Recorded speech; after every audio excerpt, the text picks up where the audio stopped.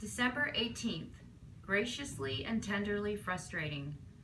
God put Christ forward to show his righteousness at the present time, so that he might be just and the justifier of the one who has faith in Jesus.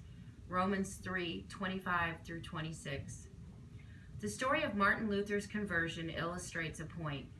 He had almost been struck with lightning and made a vow to God to become a monk. But as a monk, he was utterly unable to find peace with God. He sought God in every way the church of that day taught him, in good works, in the merits of the saints, in the process of confession and absolution, in the ladder of the mysticisms.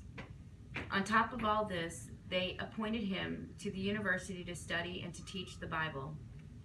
Listen to the way Luther later described his breakthrough. How was he prepared to see and receive Christ for who he really is? I greatly longed to understand Paul's epistle to the Romans, and nothing stood in the way but that one expression, the justice of God, because I took it to mean that justice whereby God is just and deals justly in punishing the unjust.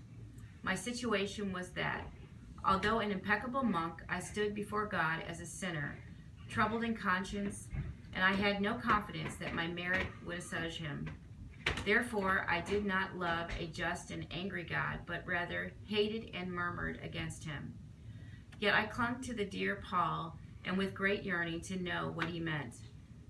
Night and day I pondered until I saw the connection between the justice of God and the statement that the just shall live by his faith. Then I grasped that the justice of God is that righteousness by which, through grace and sheer mercy, God justifies us through faith. Thereupon I felt myself to be reborn and to have gone through open doors into paradise. In the monastery, Luther had come to the end of himself. He had despaired of salvation by his own hand. But by the grace of God, he did not give up his longing and his hope. He directed his attentions to the one place he hoped to find help, the Bible. He said, I greatly longed to understand. He said, I had a great yearning to know what it meant. And he said, night and day I pondered. In other words, God prepared Luther to see the true meaning of Christ and accept it by stirring up a deep and powerful longing in his heart for consolation and redemption that could come only from Christ. And this is what God does again and again.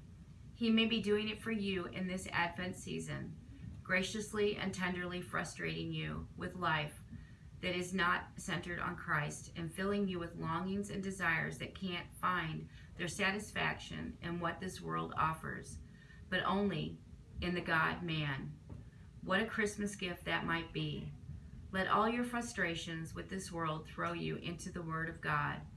It will become sweet, like walking into paradise. Thank you.